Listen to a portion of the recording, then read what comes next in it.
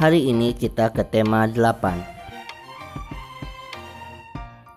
Assalamualaikum warahmatullahi wabarakatuh. Selamat pagi, salam sejahtera untuk kita semua.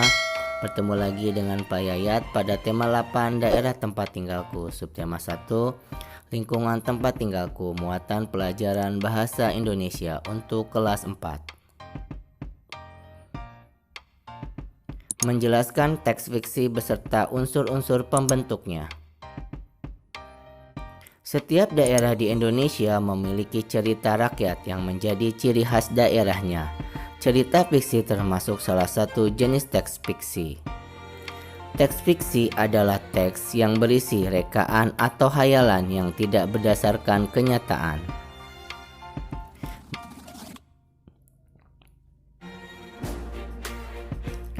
Ciri-ciri cerita fiksi adalah: 1. Merupakan cerita rekaan atau cerita nyata yang diolah oleh pengarang.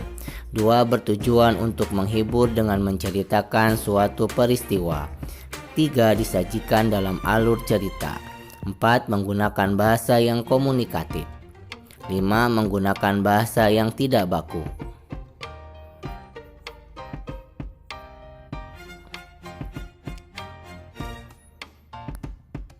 Unsur-unsur dari teks fiksi yaitu: tema, dasar cerita atau sesuatu yang menjadi pokok terbentuknya suatu cerita. Tokoh, pelaku cerita atau sesuatu yang mengalami peristiwa di dalam suatu cerita. Alur, rangkaian peristiwa atau kejadian yang terdapat dalam suatu cerita. Latar, keterangan yang menjelaskan keadaan dalam suatu cerita.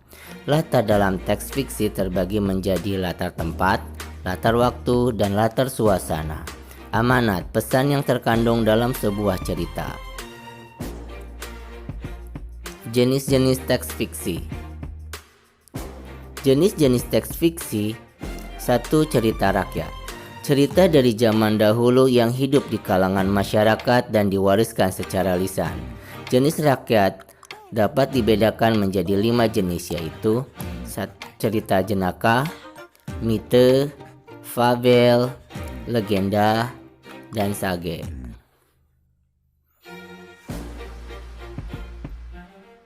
Cerita jenaka, bagian cerita yang berunsur jenaka atau lucu dan dapat membangkitkan tawa, keriangan, serta sindiran.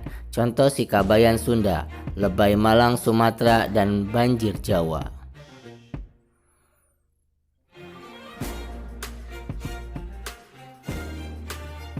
Mite, sering disebut juga dengan mitos, yaitu cerita rakyat mempunyai latar belakang sejarah, dipercayai oleh masyarakat sebagai cerita yang benar-benar terjadi, dianggap suci, banyak mengandung hal-hal yang ajaib, dan umumnya ditokohi oleh dewa.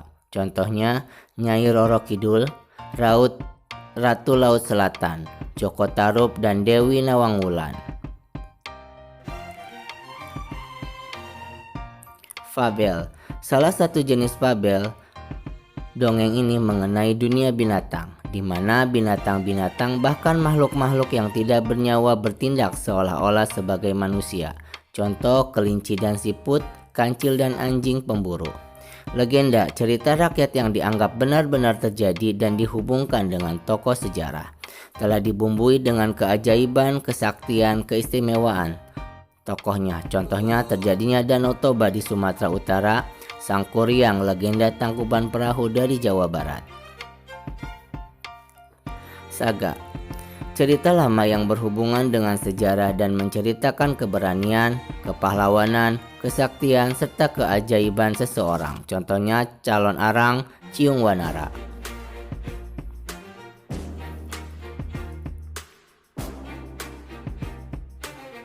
Kedua, cerpen, cerita pendek yang berisi cerita tokoh pada suatu kejadian. 3. Novel, cerita rekaan yang berisi rangkaian peristiwa kehidupan seseorang beserta orang-orang yang berada di sekelilingnya. Amanat dalam teks fiksi.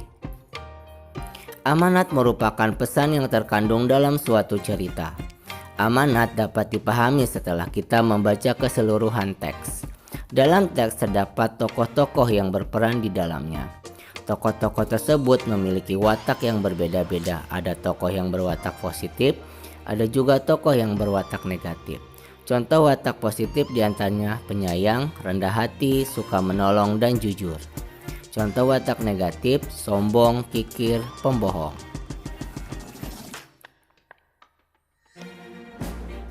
Menjelaskan tokoh utama dalam teks fiksi. Tokoh merupakan salah satu hal penting dalam sebuah teks fiksi.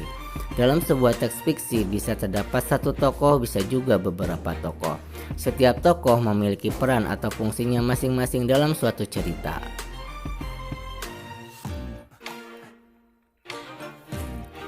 Berdasarkan peran dan fungsinya dalam cerita, tokoh dibedakan menjadi tokoh utama dan tokoh tambahan. Tokoh utama disebut juga sebagai tokoh sentral. Tokoh utama merupakan tokoh yang menjadi pelaku utama atau tokoh yang mengalami semua peristiwa dalam cerita. Tokoh utama biasanya akan muncul mulai dari awal cerita, tengah cerita, hingga akhir cerita.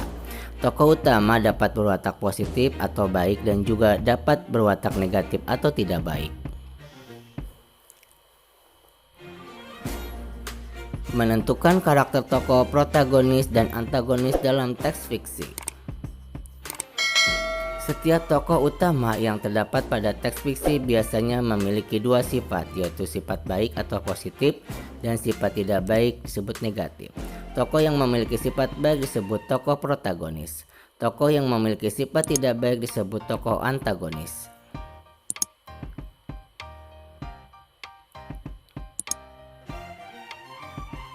Mengidentifikasi tokoh-tokoh dalam teks fiksi. Dalam sebuah teks fiksi pasti terdapat tokoh-tokoh yang berperan di dalamnya. Ada yang berperan sebagai tokoh utama, ada pula yang berperan sebagai tokoh tambahan. Tokoh utama adalah tokoh yang menjadi pelaku utama dan tokoh yang mengalami semua peristiwa dalam cerita. Tokoh tambahan adalah tokoh yang hadir sebagai tokoh pendukung dari tokoh utama. Kamu dapat menentukan peran tokoh dalam cerita dengan membaca cerita secara keseluruhan. Selain itu, setiap tokoh tersebut tentunya memiliki watak atau karakter yang berbeda satu sama lain. Untuk mengetahui watak dan karakter tokoh, kamu perlu membaca cerita dengan seksama mulai dari awal cerita hingga akhir cerita. Dengan demikian, kamu dapat mengetahui dan memahami karakter dari tiap-tiap tokoh yang berperan. Itu saja yang dapat disampaikan pada tema 8 subtema 1 muatan bahasa Indonesia. Wassalamualaikum warahmatullahi wabarakatuh.